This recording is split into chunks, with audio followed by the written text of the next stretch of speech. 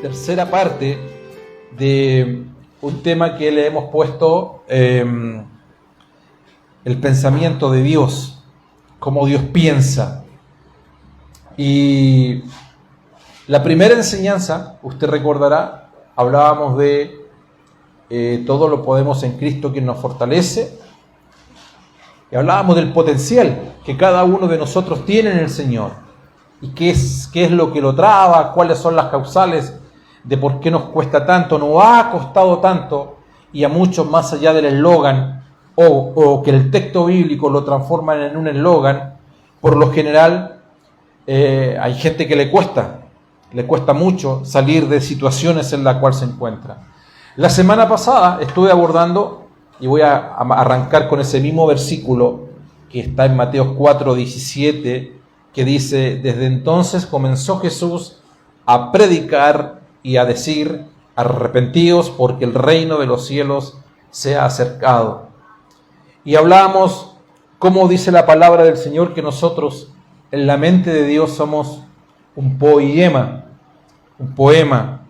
somos algo predestinado, valga la redundancia. Desde antes de la fundación del mundo, Dios insertó su espíritu en el hombre, y es allí donde se almacena, donde se gesta toda la vida en Cristo.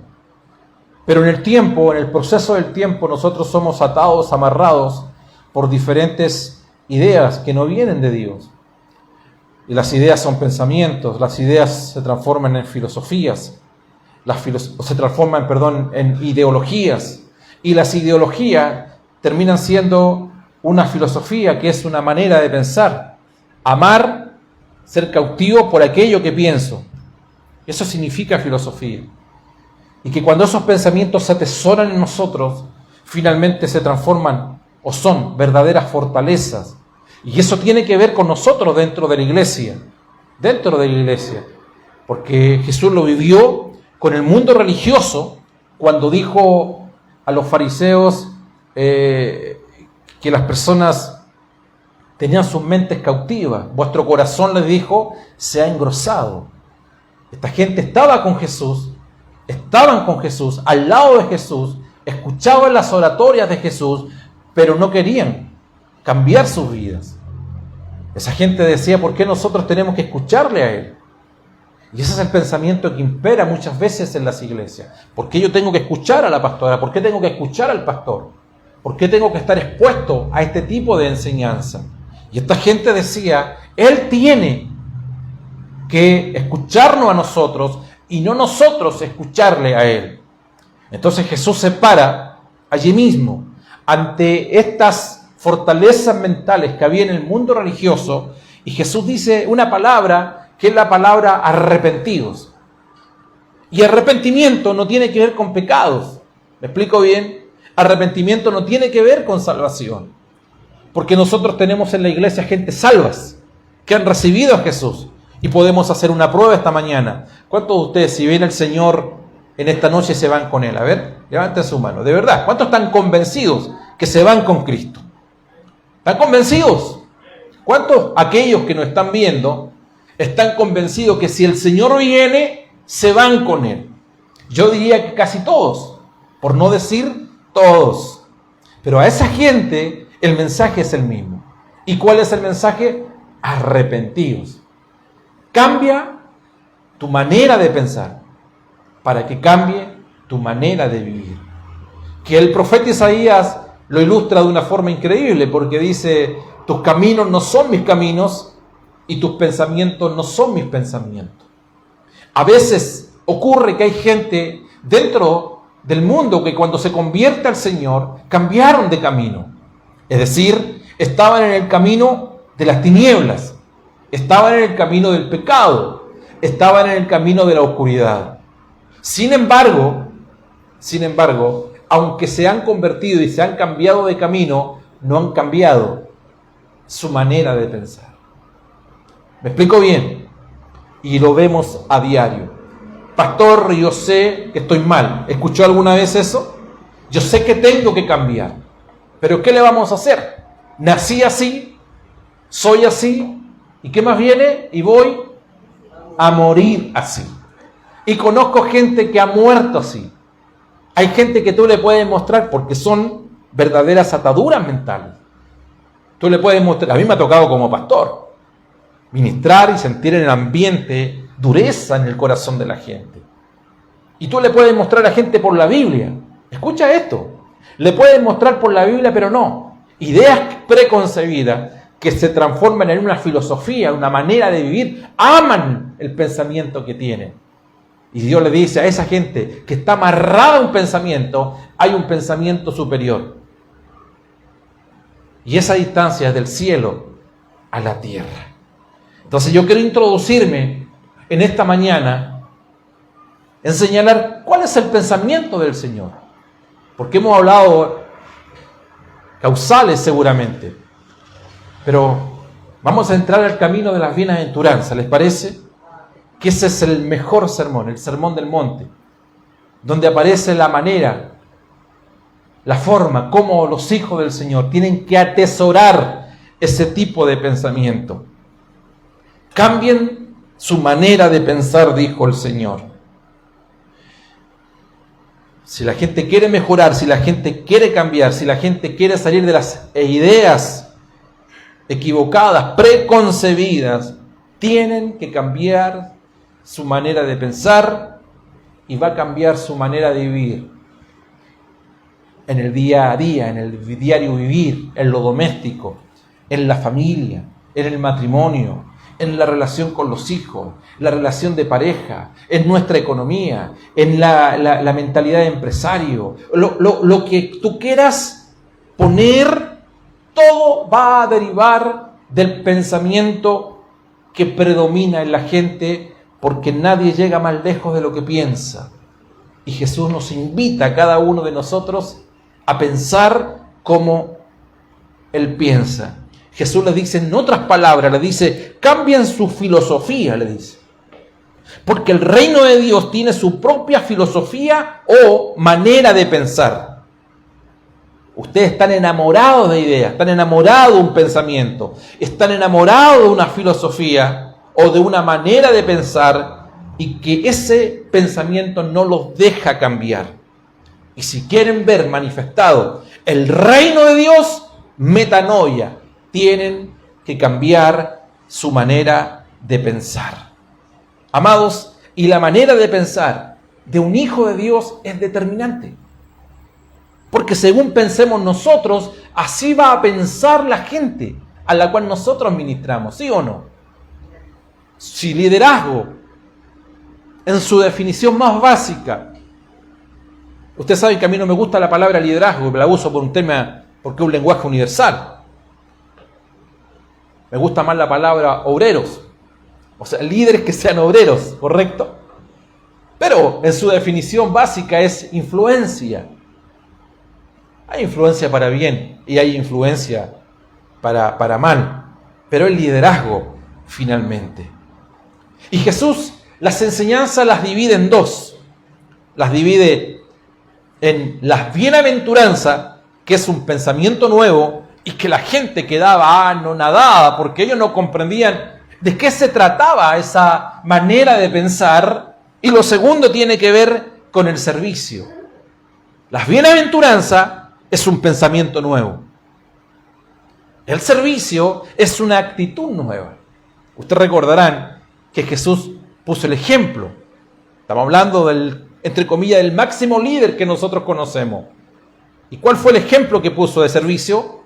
Dice que lavó los pies a sus discípulos. Y eso, para el liderazgo establecido, era un golpe. Pero vamos a ver en esta jornada las bienaventuranzas. Y la palabra bienaventurado viene de una palabra griega que significa Makarios, cuya raíz es max, y tiene 3 definiciones. Y esas 3 definiciones indican lo siguiente. Primero, algo grande de larga duración. Lo segundo significa bendito, feliz por ser enviado. La tercera definición de bienaventuranza o bienaventurado es espiritualmente próspero, con vida, con gozo, con paz y con la satisfacción de tener el favor de Dios, indistintamente cuál sea la circunstancia que la persona está viviendo. Está buena esa, ¿cierto? Que esa es la que más nos identifica, que indistintamente cuál sea el momento que cada uno de nosotros esté viviendo, somos bendecidos por el Señor. ¿Cuánta gente bendecida hay esta mañana acá? Dile al que está a tu lado, tú eres bienaventurado. Dile a la persona, eres bienaventurada, eres bienaventurado. Somos prósperos espiritualmente. Tenemos la vida del Señor, el gozo, la paz. Tenemos el favor de Dios. Más allá de las circunstancias externas, somos personas bendecidas. Y cuando Jesús explica las bienaventuranzas, Jesús hace 4 cosas. Número 1, le explica, da una explicación literal. Lo segundo, da una enseñanza. Lo tercero, le aplica al diario vivir. Y lo cuarto, cada bienaventuranza en el día a día, cuando la practicamos, la enseñanza que dice, hay una recompensa. ¿Cuáles son las 4? Una explicación, Jesús luego enseña, hay una aplicación, pero también hay una recompensa. Y la número 1 dice, bienaventurados, ¿quiénes? Los pobres en espíritu. Bienaventurados los pobres en espíritu, porque de ellos es el reino de los cielos. ¿Cuántos quieren el reino de los cielos? ¿Qué necesitas? Ser pobre. El primer pensamiento, el Señor dice, ¿ustedes quieren el reino? Todos levantaron la mano, den un grito de júbilo. Bien, entonces necesitan ser pobres en el espíritu. A veces nos perdemos con la pobreza espiritual nosotros. Y pobres en el espíritu viene de una palabra griega que es tokos. Tokos. Significa, es una persona pobre sin ayuda, que necesita que lo levanten. Una segunda definición es alguien humilde. Uno que se tasa y se valora insignificantemente a sí mismo. Es sentirse pequeño ante sus propios ojos. Y la tercera definición es uno que ha perdido toda confianza en su propia justicia y en sus propias fuerzas y reconoce su dependencia total en Dios. Número 1, alguien que necesita ayuda. Número 2, alguien humilde que al mirarse a sí mismo nota que es insignificante. Y número 3, alguien que no tiene fuerza, que no confía en su propia justicia, reconoce la dependencia de los demás. Entonces, si nosotros juntamos las 3 y las mezclamos, lo que Jesús le está diciendo a estas personas, en este caso a nosotros, le dice, ustedes serán benditos, ustedes serán felices, envidiados por muchos, serán prósperos espiritualmente, con vida, con gozo, y siendo gratificados por el favor del Padre, si logras entender y tener la siguiente mentalidad, que en tus propias fuerzas eres un mendigo, que ante tus propios ojos eres totalmente insignificante y necesitas que alguien te levante, y además, si eres humilde, reconocerás siempre una total dependencia de Dios. ¿Cuántos pobres en el espíritu hay acá? Que reconocemos que sin Dios no somos absolutamente nada. No es lo que tú haces, no es lo que estudiaste, no es con quién te casas, no es cuántos hijos tenemos. Nada. Hay gente que le sobra todo lo que tú no tienes, ¿sí o no? Y no tienen nada de lo que hoy tú tienes en el Señor. No se trata de nosotros, se trata del Señor. No son mis fuerzas, no es el conocimiento que yo tengo, no es mis capacidades humanas. Por cierto, nada de eso está de más. Por algo Dios lo dejó. Pero una persona pobre en el espíritu es alguien que reconoce día a día que todo lo que hemos tenido o tenemos, todo lo que hemos logrado, todo cuanto hemos avanzado, se lo debemos solamente al Señor. Y llegar a ese proceso de renovación en la mente para accesar a ese pensamiento es lo que el Señor le dice: esa gente que es pobre espiritualmente es la gente que verá el reino de Dios. Usted no se vuelve rico en Dios sin antes, primeramente, haberse hecho pobre en el espíritu. Jesús dijo: separado de mí, nada podéis hacer. Sin embargo, la gente separada de Dios hace muchas cosas. ¿Han notado eso? Hace muchas cosas. Y llega a lugares impensados. Pero un pobre en el espíritu siempre entiende que eso puede ser de corta duración. Abracémonos al Señor. Si hay algo que hemos aprendido en este último tiempo, desde que entramos en todo este paréntesis de pandemia, es agradecer por las pequeñas cosas, ¿sí o no? ¿Lo han notado? Hoy día todo tiene valor y todo cobra valor. Ser pobre en lo material significa no tener el sustento físico, no tener trabajo, no tener dinero, no tener bienes. Es decir, ser pobre materialmente significa que una casa está vacía. Ser pobre espiritualmente significa que yo estoy vacío y que el único que puede llenar ese vacío es el Señor. Cuando usted tiene necesidad material o tiene hambre, ¿qué hace? ¿Busca o no? Si no tienes trabajo y viene la necesidad material, ¿qué haces? Recuerdo tu historia, Richard. ¿Cuántas horas caminabas al día? Te pongo como ejemplo, pero pueden haber varios acá. ¿Qué haces cuando tienes necesidad? Hay personas que trabajan en 2 trabajos, ¿correcto? Tú trabajas en 3. Así prima una necesidad y esa necesidad libera un potencial.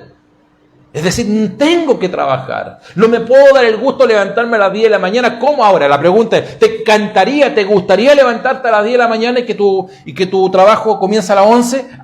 Yo creo que nadie me va a decir no. Pero hay una necesidad de levantarse en la mañana. Hay una necesidad en los niños de estudiar, en los jóvenes de ir a la universidad, porque saben que allí está su futuro. ¿Por qué? Porque hay una necesidad. Mi pregunta esta mañana es, si hay una necesidad espiritual, a menos que no la tengas, pero el pobre en el espíritu, él siempre quiere estar llenándose. Que hay áreas en su vida que necesitan ser llenadas por el Señor. Mi casa está vacía. No tengo cocina, necesito una cocina. Necesito un refrigerador. No tengo luz, necesito una lámpara. Y así sucesivamente. Y la casa se va llenando. Cuando hay un vacío, significa que no puede haber lugar en mi vida que no la ocupe el Señor, porque Él es el todo y es en todos.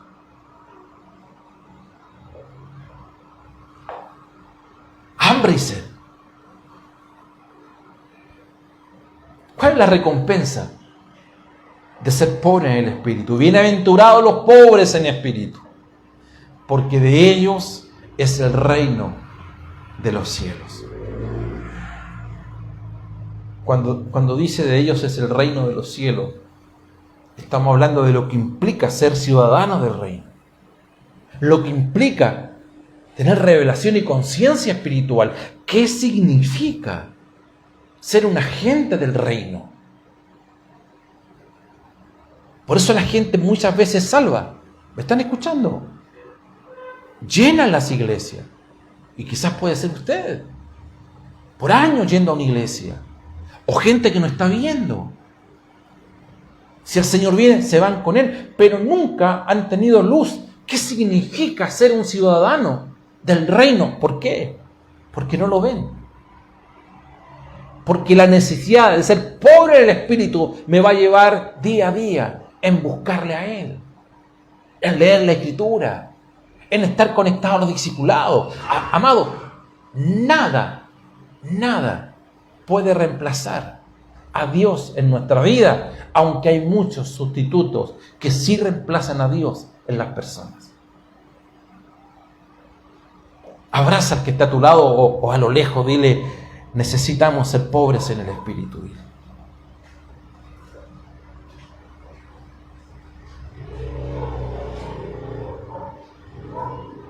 Usted entenderá que cuando hablamos de pobre en el espíritu no estamos hablando de miseria, ¿correcto? Estamos hablando de una necesidad espiritual. Una casa física, tu casa. Mientras menos cosas tú tengas, ¿qué significa eso? Que eres pobre, ¿cierto? Si tú llegas a una casa y hay Yo recuerdo cuando yo era pequeño, en mi casa, en la casa de mi papá, había una silla, 2 sillas, que era para nosotros. Y cuando llegaba una visita, mi papá ponía un tubo de gas y una tabla encima. Éramos pobres. ¿Cómo seramos de pobres que no teníamos silla? Éramos pobres. Esa es pobreza material. Pobreza espiritual. No tiene nada que ver con la pobreza material. Tú puedes vivir en el mejor lugar y ojalá que Dios te prospere. Por favor, no nos confundamos en eso. Pero pobreza espiritual significa, usando la metáfora, cuando tu casa no tiene absolutamente nada y tú llegas a una casa nueva, la pintas, le pones alfombra y tú dices: ahora comienzo a amoblar la casa. Bueno, esos muebles Dios los comienza a colocar y le comienza a dar una belleza a tu vida interior. Él comienza a poner todas las cosas y las pone en su lugar. ¿Cuántos quieren que el Señor siga llenando nuestra casa? Diga: Señor, llena mi morada con tu presencia, con tu riqueza, con tu palabra, Señor. Amén. Lo segundo, bienaventurados los que lloran. Esta palabra llorar tiene otro significado y habla de los afligidos. Bienaventurados los que lloran, porque ellos recibirán consolación. Ahora, no es fácil imaginar gente feliz y que a la vez esté llorando. Pero Jesús dijo: son felices, son bienaventurados aquellos que lloran. Como que hay una aflicción bendita que califica para la felicidad. Y este lloro, esta aflicción, tiene 3 definiciones. Número 1, hay una aflicción por nosotros mismos. Por nosotros mismos. Es decir, no podemos ser insensibles e indiferentes cuando le hemos fallado al Señor. Esa aflicción espiritual, por favor, no es emocional, es espiritual. Dice: Señor, quiero hacer las cosas correctas. Quiero hacer las cosas como corresponde. Quiero hacer las cosas con temor, Señor. No quiero que el temor, Señor, desaparezca en mi vida. No quiero hacer absolutamente nada sin tu voluntad. Pero mira lo que dice Pablo, hablando de lo mismo, de esta aflicción. Pablo dice en 2 Corintios 7:10, porque la tristeza que es según Dios, es decir, hay una tristeza que nace en el espíritu, que es según Dios, produce, ¿qué dice? Arrepentimiento para salvación, de lo cual no hay que arrepentirse. Pero la tristeza del mundo, dice, produce muerte. ¿Nota la diferencia? No es lo mismo la aflicción espiritual de un hijo del Señor a la aflicción que tiene alguien que no ha conocido al Señor. Hay una aflicción en mí en decir: Señor, yo necesito hacer las cosas bien. Y que cuando me he equivocado se aflige mi espíritu, porque es el barómetro que tengo de que algo no está correcto. La segunda aflicción es una aflicción cuando nos lamentamos, cuando nos afligimos por los pecados de otro, por amor a Dios y al prójimo. ¿No se aflige nuestro espíritu por lo que pasa en Croacia? Pregunto, o en Ucrania.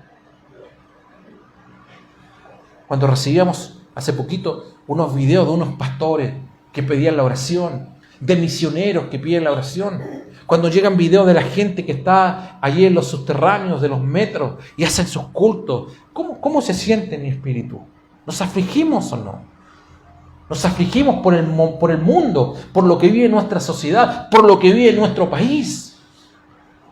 Y eso lo hacemos, ¿por qué? Porque amamos al prójimo. Primeramente amamos a Dios. Lo hacemos en las mañanas en la oración. Y una tercera aflicción es por problemas o situaciones que viven parte de nuestros hermanos. Ya no es general, es individual. Cuando hacemos carga de algo que alguien, de un problema que alguien está viviendo. Lloramos, nos afligimos, oramos las mañanas. Por eso hay algo que me gusta mucho cuando mandan la lista de oración. Estamos pendientes. Notas que eso no es un trámite para nosotros.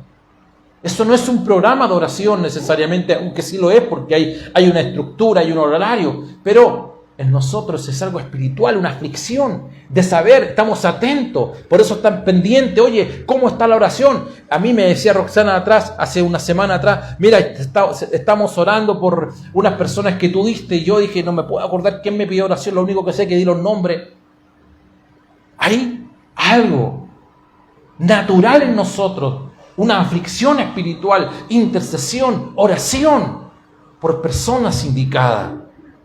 Entonces cuando Jesús mira a Jerusalén, dice, oh Jerusalén, ¿cuántas veces quise unirlos?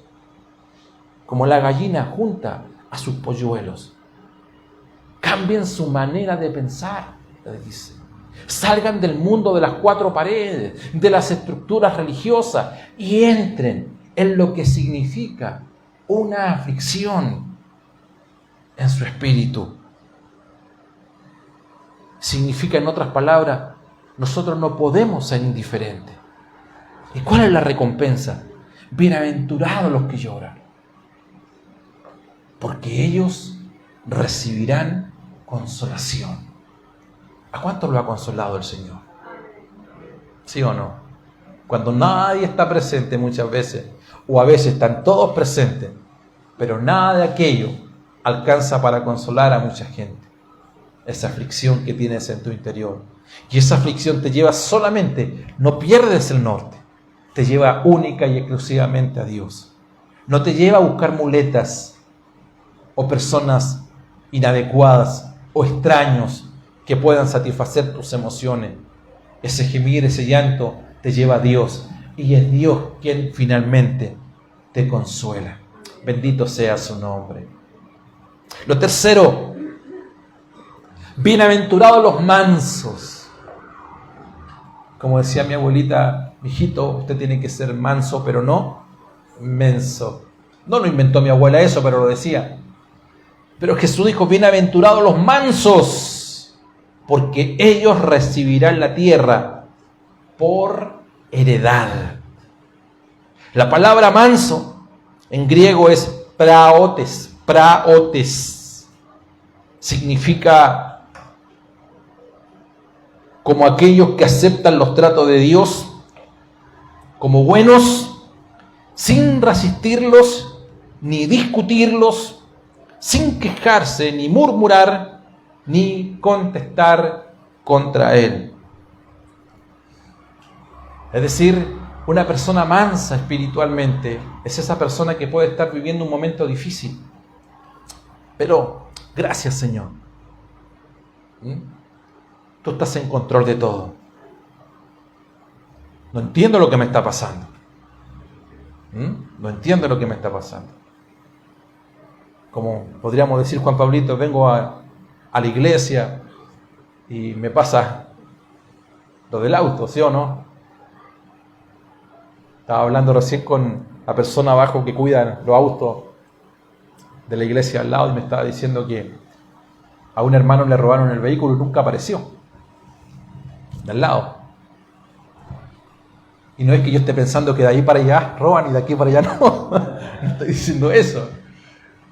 Yo digo, o sea, nosotros como que queremos tener inmunidad, ¿cierto? Estamos acá sirviendo al Señor y los ángeles guerreros están cuidando todos los autos. No es así. No es así. Pero ¿cómo actuamos nosotros ante situaciones adversas? En mansedumbre. En mansedumbre. Guardar silencio cuando las cosas no se entienden, no se comprenden. No discutir con Dios. Pastor, ¿ha escuchado eso? ¿Estoy enojado con Dios? ¿Alguna vez escuchó eso? No, yo estoy sentida con Dios. Estoy enojado. Porque Dios nunca me respondió. Dios nunca contestó mi oración. Y Jesús les dice, cambien, arrepentíos, metanoia, cambien su manera de pensar, sean mansos, mansas, en lo cual, si antes te enojabas porque alguien te provocaba ira y tú respondías más fuerte o te taimabas, no lo hagas más. ¿Conocen la gente que se taima? No estoy hablando de los niños, estoy hablando de los adultos. Que se va a la pieza, que nadie me hable. ¿Conoce gente así? Estoy hablando de gente grande de iglesia, que se taiman. Respondones, que se enojan por todo. Esa gente que nunca ha logrado crecer en la vida espiritual porque cada trato de Dios lo deja a media. Nunca logra consolidar una victoria. ¿Sabe lo que significa eso? Por eso tú ves gente de reino, hermano, que tienen temple, fortaleza, que le ha pasado de todo, lo ves siempre en pie. No son las personas más carismáticas, algunos que son gritones, otros no. No estoy hablando de eso. Estoy hablando de su vida interior. Esa gente que nunca responde mal por mal.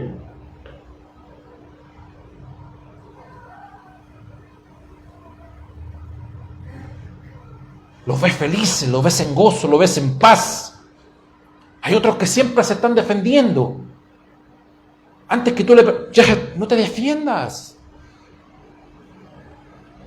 Manso. No te estés quejando constantemente. ¿Cuál es la recompensa para esta gente? Ellos recibirán la tierra por heredad. ¿Cuánta gente mansa hay acá? Levante su mano. Hay dos nomás. Todos los demás pasen adelante para orar por ustedes. Pongan la mano en la cabeza y Jocelyn, ponen la mano en la cabeza, Cristóbal. Así que el Señor está hablando por acá o no. Levante su mano derecha y diga, Señor, necesito ser una persona llena de mansedumbre. Diga. 5. Bienaventurados los misericordiosos, porque ellos alcanzarán misericordia. ¿Qué significa misericordioso? Es aquel que se contricta al ver la condición y necesidad de otro. Pero ojo, no lo hace por la necesidad del otro necesariamente. Lo repito, no lo hace porque está viendo la necesidad. Además, lo hace por un impulso del Señor. Es decir, la gente misericordiosa lo tiene como un estilo de vida. No sé si me explico bien. Porque todo el mundo puede ayudar a todo el mundo. Pero la misericordia es algo que lo tienen los hijos del Señor. En ayudar a los demás. ¿Cuál es la recompensa? Dice acá. Ellos alcanzarán misericordia. Santiago 2:13 dice, porque juicio sin misericordia se hará con aquel que no haga misericordia. Y la misericordia triunfa sobre el juicio. ¿Cuál es la enseñanza para nosotros? Amados, si hay algo que debe caracterizar a los hijos del Señor, es tener, además del corazón de misericordia, lo podríamos explicar de otra forma, un corazón redentivo. ¿Me explico? Redentivo. Los hijos, sé que me están viendo, pero hay tanta gente criticona, no sé si usted conoce alguno. Hay gente que critica a todo el mundo, cuestiona todo. Hay gente que no tiene ni el mínimo de los respetos. Habla de esta iglesia, habla de esta otra iglesia, habla de estos pastores. El problema es cuando a ellos les pasa y nadie tiene misericordia de ellos. Cuando tú señalas a alguien con un dedo y ya sabes, ese hermano, hay 3 dedos que te están señalando a ti. Tú eres 3 veces peor que a esa persona que tú estás señalando. Ten misericordia de la gente. Sé redentivo con la gente. Pero no porque la gente tenga la necesidad, sino porque Dios es así. ¿Y cuál es la paga? ¿Cuál es la recompensa? Dios tendrá misericordia de ti. Cuando tú vivas una situación en que nadie esté a tu lado, en que nadie te apoye, en que nadie te llame, no te olvides, Dios siempre va a estar a tu lado. Bendito sea su nombre. Número 6, bienaventurados los puros y limpios de corazón. Bienaventurados los limpios, porque dice, ellos verán a Dios. ¿Qué significa esta palabra? Que en griego es kataros. Significa, escucha esto, algo sin mezclas, sin manchas, algo puro, sin contaminación. Le está hablando a la gente honesta, a la gente sencilla, a la gente que tiene una sola dirección. La idea de esta palabra es algo puro, limpio, pero que no tiene suciedad. Aquí hay otra definición que dice agua clara sin barro. ¿Nunca le salió, usted abrió la llave y le salió agua turbia? ¿Correcto? Cuando dicen, este es medio... ¿Ha escuchado eso? Es medio turbio. ¿Sí o no? ¿Se ríen por acá? ¿Sí o no? ¿Qué significa cuando uno dice, usted sabe qué significa? Esta persona es media turbia. Y aquí dice que nosotros debemos ser metanoia. Cambia tu manera de pensar. Arrepiéntete. Trasciende. Accede. ¿A qué? A tener una mentalidad limpia. Con un corazón puro. Porque si lo haces, verás a Dios cara a cara. Por cierto, no es que lo vamos a ver, pero cuánta gente linda en el Señor ha visto a Dios en sus momentos difíciles de su vida. Dios me habló, Dios me dijo, Dios estuvo presente. Tú no sabes a lo que se refiere esa persona. No es que Dios vino del trono de su gracia. No estoy diciendo eso. Pero hay gente que sí le creo que han visto a Dios. No porque Dios pueda o no pueda, sino por la transparencia de esas personas, que me inspiran respeto, gente genuina, que cuando tú le abres la llave de su boca es agua cristalina. Me gusta estar con esa gente. Esa gente quizás no predica en los púlpitos, se confunden en la escritura, todo lo que tú quieres, no se sabe las canciones, no tienen, ni siquiera alcanzan a ver el monitor acá adelante cuando se cantan, pero te irradian autoridad, te irradian respeto. Y Dios dice, esa gente verá a Dios cara a cara. Amado, escucha lo siguiente, que sea esa la impresión y opinión que la gente tenga de nosotros. Por eso estamos trabajando para eso. Que seas de una palabra, de convicción, transparencia. Que Dios saque de nosotros todo lo turbio. ¿Me están escuchando o no? Vamos terminando. Bienaventurados los pacificadores, porque ellos serán llamados hijos de Dios. La palabra pacificador viene de una palabra griega también. A ver si la puedo decir. Aireноpoios. Aireноpoios. Significa uno que hace la paz con otro. Uno que hace la paz con otro. Pero habiendo primeramente recibido la paz en su corazón. A ver, alguien que ha recibido la paz en su interior, Dios le dice, ahora haz la paz con los demás.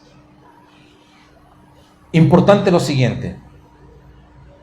No es solamente alguien que haga paz con los demás, porque en el mundo se habla de paz, correcto. Ya hay países que están interviniendo y van y viajan y todos los días en televisión, a quien tú le preguntes, todo el mundo dice, yo quiero ¿qué? La paz. No es solamente alguien que haga la paz, sino alguien que ponga fin a la contienda. Y aquí está el problema nosotros.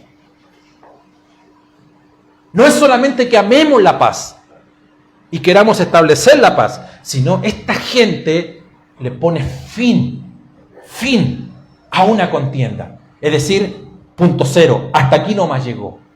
Y no que después andamos con cositas medias raras. Sí, pero esta persona... ¿Me ha escuchado eso o no?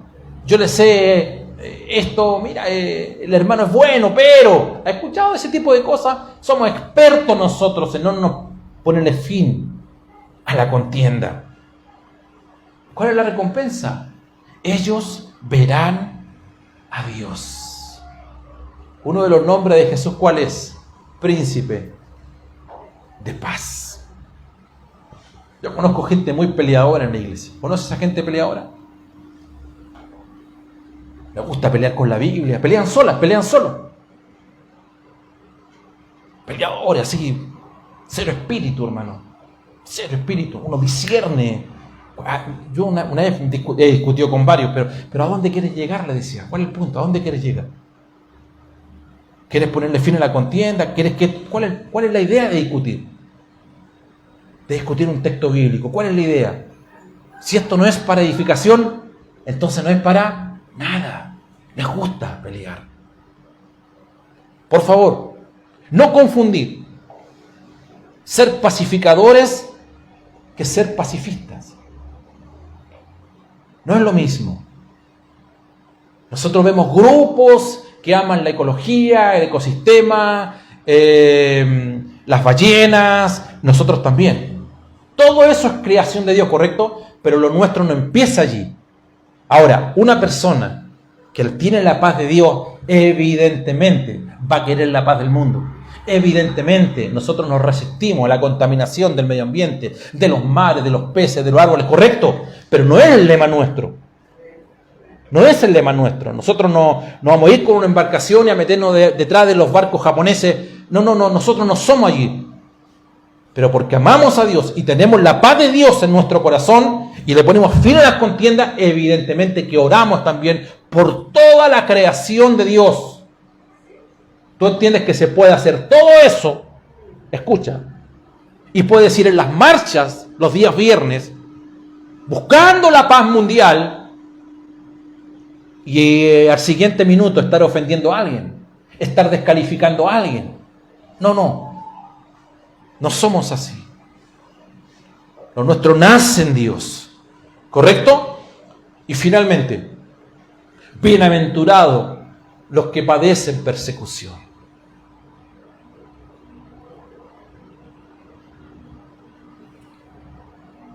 Aleluya. ¿Cuántos los persiguen? A ver.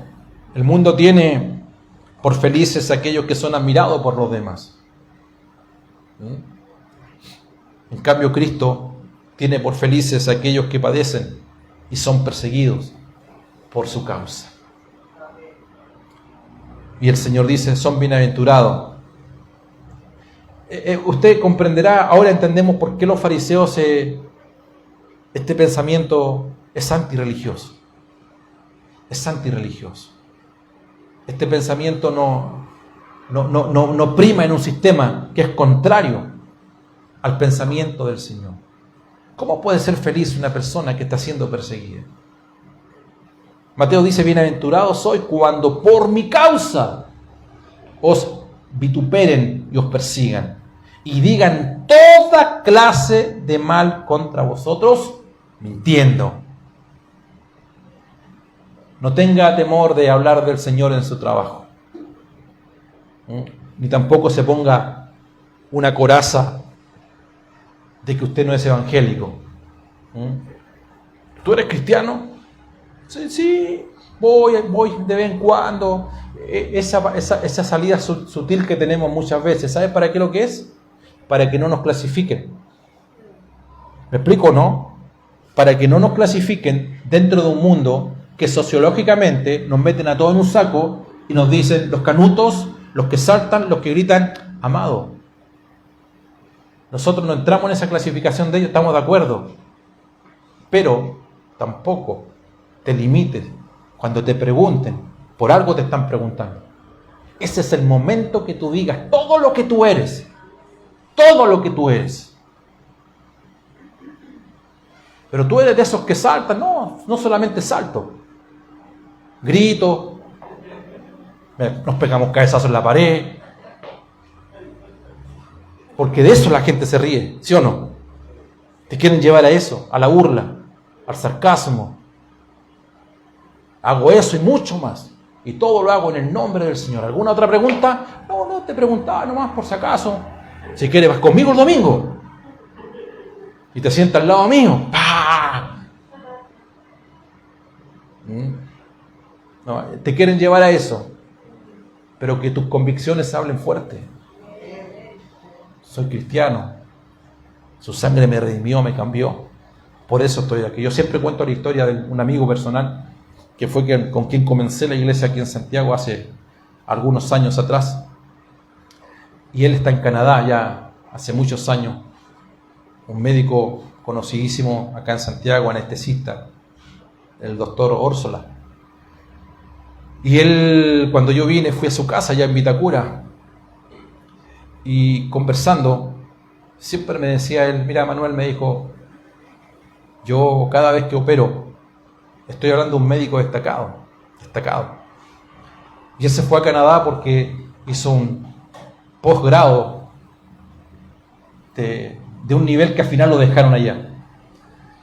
Y él me dice, cada vez que yo estoy frente a un paciente y veo cómo lo abren para hacer cambio de válvula en el corazón, y sacamos el corazón, me dice, lo sacamos, lo dejamos en una bandeja. Y yo digo, ¿cómo una persona puede vivir cuando le sacan el corazón? Se lo saca, usted sabe que se lo sacan el corazón. El corazón está allí. Y el cuerpo ya no late, pero ese cuerpo está vivo. Y él dice, y después de 8 horas de operación, cuando tomamos el corazón, lo ponemos en el cuerpo, y el cuerpo vuelve a respirar. Dice, hasta allí llegaron mis 15 años de estudio en la universidad. No tengo capacidad de comprender, pero ese mismo día, allí en el hospital, cada vez que logramos ver con nuestros ojos ese milagro, yo digo, Señor, tú estás presente. ¿Me explico bien o no? Yo creo que ese es el punto en el cual nosotros debemos sostener. Llega un momento, como escribió un libro Josh McDowell hace muchos años atrás, y el libro se llama que nos rendimos ante la evidencia. Dice, evidencia que hay un veredicto. Y él escribe y dice, tienes que rendirte finalmente ante la evidencia. Y eso es una persona que es bienaventurada. Cuando tú estás viendo tantas cosas, tiene que en un punto determinado rendirse ante la evidencia. Ves a tus hijos crecer. Ves a tus hijas, pastora, casarse. La Pamela, a su hija casarse. O sea, tú dices, mi hija que la tuve en mi brazo, mi hijo lo tuve en mi brazo, van creciendo. Oye, hay una evidencia. Y eres testigo ocular de algo que solamente Dios lo tiene bajo su control. ¿Me explico? Termino. Gozaos en aquel día. Por eso no te sientas menoscabado en hablar de Dios. No uses palabras adornadas. Tampoco seas mal educado, ¿correcto? Ni te rías de otra fe.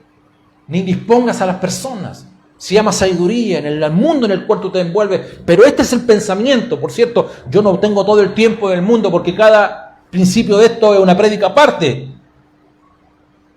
Pero Lucas dice, gozaos en aquel día y alegraos, porque he aquí vuestro galardón es grande en los cielos, porque así persiguieron a los profetas.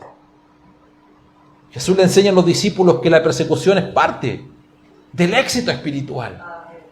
Que cuando hablen mal de ti, gracias Señor, porque no están hablando en mi trabajo porque llego tarde, no están hablando porque me quedo dormida, no están hablando porque mientras todos trabajan yo estoy chateando, están hablando porque tengo música cristiana, están hablando porque, no sé, porque prohibido en la salud hablar o condicionar a alguien a la vida espiritual, y yo justo me puse a orar por una persona. No digo que lo hagan, no estoy diciendo que lo hagan, pero que no te echen de tu trabajo porque en plena horario de trabajo fuiste al baño a orar. Hay gente que lo hace así, no, estuve al baño, estuve una hora orando en el baño y Dios me habló. No estamos hablando de eso. Eclesiastés dice, he visto asimismo que todo trabajo y toda obra bien hecha despierta la envidia del hombre contra su prójimo. Y también esto es vanidad y es aflicción. Bienaventurados los que padecen persecución por causa de la justicia, porque de ellos es el reino de los cielos. Bendito sea su nombre. Aplaude al Señor. Póngase en pie, por favor. No le estoy diciendo que usted ore, Señor, Señor, quiero que me persigan, quiero que me persigan, quiero que me persigan. No estoy diciendo eso. ¿Ah? Aleluya. Oramos al Señor esta mañana. Oramos al Señor. Tome estos 8 puntos, llévelo a su casa, téngalo allí donde usted se encuentra, trabájelo, que Dios le dé luz, le dé revelación. Amén. Y tiempo, que podamos accesar a algo tan difícil que es el pensamiento de Dios, pero por lo menos aquí está el aspecto básico sobre el cual y cómo debemos conducirnos. Padre, gracias por esta mañana. Señor, la mañana siempre es gloriosa cuando ministramos tu palabra. Siempre una mañana es buena, Señor, cuando los santos se reúnen en tu santo nombre. Que cada semilla liberada esta mañana, Señor, pueda allí llegar a buena tierra, que germine, Señor, y tenga su fruto al 30, al 60 y al 100 por uno. Oramos por aquellos que están en casa, que están viviendo momentos difíciles, aquellos que han pedido oración seguramente, donde quiera que se encuentren, puntos cardinales, latitudes, rincones, montañas, cordillera, mar, Señor, allí que tu palabra, Señor, en el poder del acuerdo oramos, libere sanidades, Señor, libere aquellos que están cautivos, Señor, que un pensamiento de Dios, cuando llega a nuestras vidas, ese pensamiento provoca un cambio radical y trasciende, Señor, en el tiempo. Gracias, Padre. Gracias por esta mañana. Gracias por mis hermanos presentes en este lugar. Te honramos por sobre todo nombre que es sobre todo nombre. En el nombre maravilloso de nuestro Señor Jesucristo.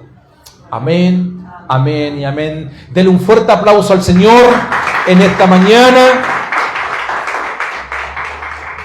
Gracias, Señor. Tome su ofrenda esta mañana. Tome su ofrenda.